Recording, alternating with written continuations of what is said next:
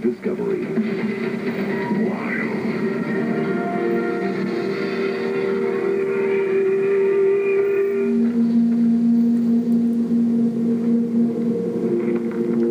For centuries, Africa's Kalahari Bushmen have stalked these vast plains. Although seemingly lifeless, there are secrets in this place. Secrets written in sand in a language only Bushmen understand. They are trackers, fluently reading imperceptible signs that will lead them to their quarry. Theirs is a sophisticated skill that requires more than just recognition of animal footprints trailing off into the distance. In Australia's arid centre, the Aborigines still use the same tracking skills of their ancestors thousands of years before. It is this skill that connects them to other indigenous cultures throughout the world. In the icy expanses of the Arctic Circle, the Inupiat Eskimos use tracking to sustain them in a land that conceals life from all but those that can read between the lines. Tracking is an art that is fast disappearing and may vanish before it is even understood.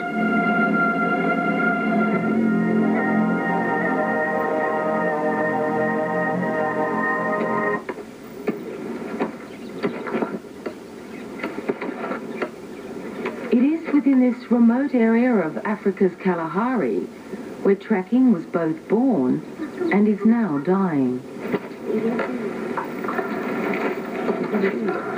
Only a handful of children will follow in the footsteps of their elders to become trackers themselves.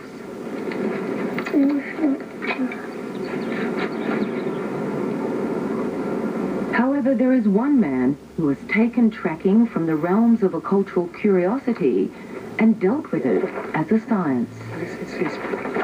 Louis Liebenberg has written a detailed academic account of the subject and made it his life's work. I believe that it's in sandy areas like the Kalahari in Africa where the art of tracking wild animals began. And it is people like Kui here and his Bushman ancestors who over hundreds and thousands of years have developed the art of tracking into a highly sophisticated science. The mystique of the Kalahari, the Bushman and tracking have always fascinated me since childhood. There's this huge mystery out there in the wilderness.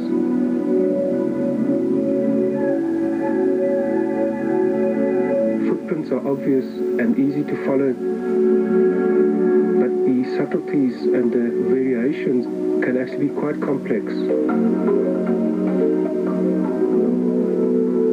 Tracking is perhaps one of the most fascinating aspects of hunter-gatherer culture and have been completely ignored by anthropologists.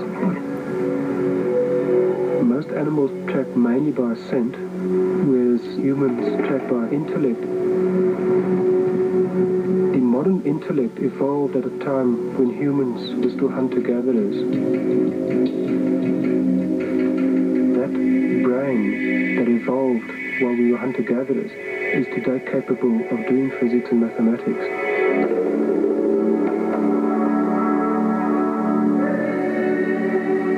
For the trackers themselves, there is no scientific formula to their skill. It is part of their ancestry. To unlock their secrets, Louis studies with one of the masters. Klaus Kruper is a bushman who works as a ranger in the Kalahari Hemsbok National Park. The art of tracking is probably the oldest science. It's an ancient art that goes back hundreds of thousands of years. The depth of knowledge and expertise that many of the older trackers have is quite literally being lost because it is simply not recognized. Today, Klaus is tracking a female Hemsbok, recently introduced into the park from a private game reserve. She is heavily in calf, and he needs to be sure that she has been accepted into a herd. He knows the area she is likely to be in, an area greater than New York City. He is able to identify her individual prints among all the others. But he must now keep on her trail, even though her prints have been disturbed by the constant passing of other animals.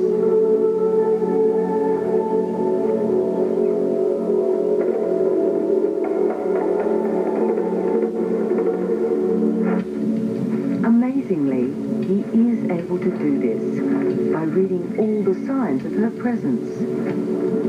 Signs known as spoor. It's a whole range of tracks and signs in nature that indicates the passing of an animal. The way grass has been trampled, the way a pebble has been disturbed out of its little socket, the way branches have been bent in the direction of travel.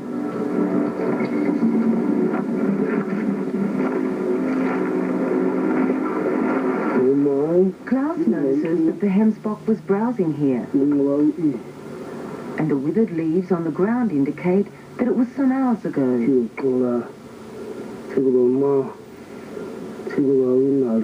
Klaus feels he knows where she is heading.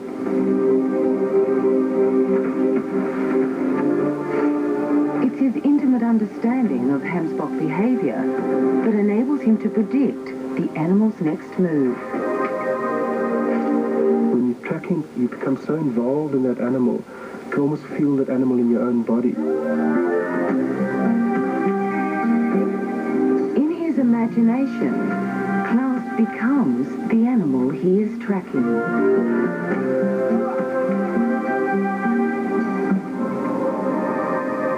Klaus knows that hemsbok don't need to drink and take their moisture from succulent tubers beneath the ground. They find her dig marks, but also signs that she has been startled, perhaps by lions in the area.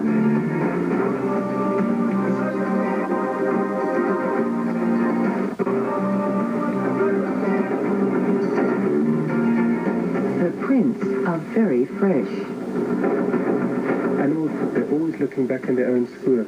They're always anticipating a predator coming in from behind. The real art is to be able to sneak right up to an animal without the animal knowing that you're there. Because while you are hunting the animal is also hunting you. As Louis and Klaus reach the crest, they find her in the shade of a tree in the company of her new herd.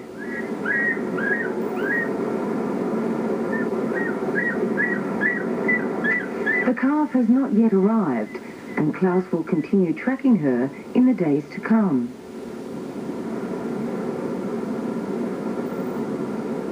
Klaus is one of the few Bushman trackers left in this area.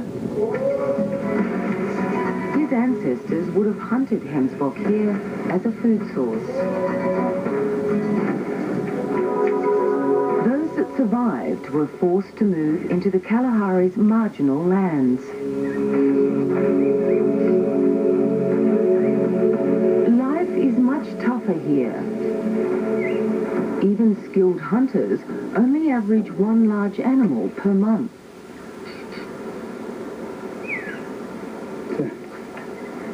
Perhaps only 2,000 still live solely as hunter-gatherers.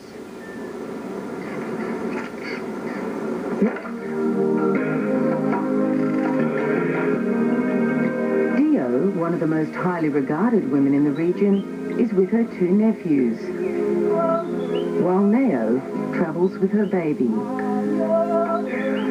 Tui is the elder of the band and the most skilled tracker. Deo's husband Nani and Kung are both expert marksmen.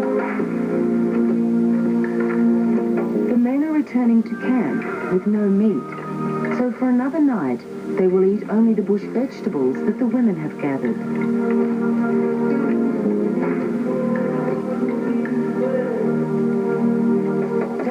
The Bushmen believe that at one time there were only humans on Earth, and that some humans became different animals. For example, the ant bear was a person who had to run away from somebody else, so it grew these big claws to dig a hole into the ground. Nani relates the legend of the giraffe, who was only interested in eating and never looked over its shoulder for predators. Because of its preoccupation, it became the victim of lion attack. There are no textbooks. It's an oral tradition.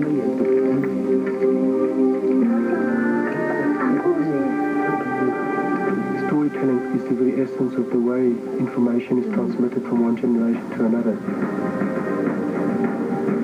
The sort of understanding of animal behavior that trackers develop over years is so refined that they are essentially as sophisticated as that of a modern biologist or zoologist, but in different ways.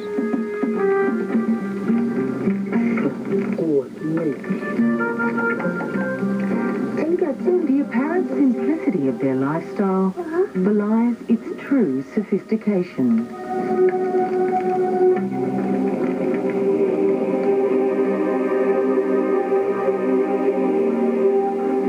Today they must concentrate on another hunt.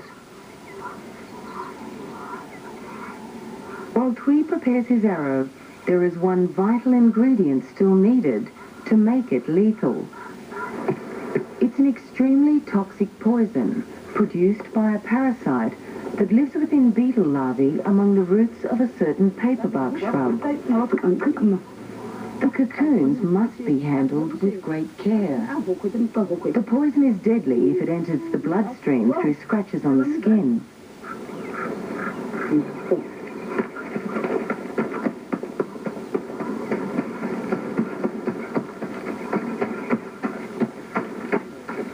The preparation of the poison is a delicate exercise. Sinew is wound around the head of the arrow shaft. By chewing the bark of the yellow acacia tree, Tui produces a liquid gum. This is added to the old poison scraped from the arrow shaft.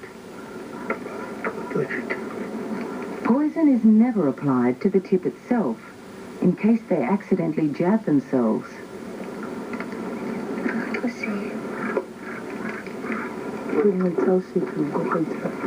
Tui takes the fresh larva from the cocoon, nips off its head, and squeezes its intestines onto the old poison.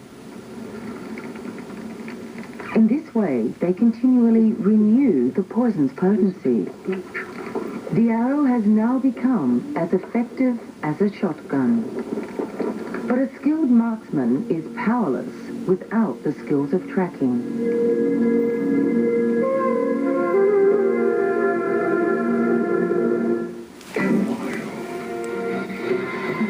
Coming up, a tracker's poison arrow pierces flesh, but lions are on the trail when Wild Discovery returns.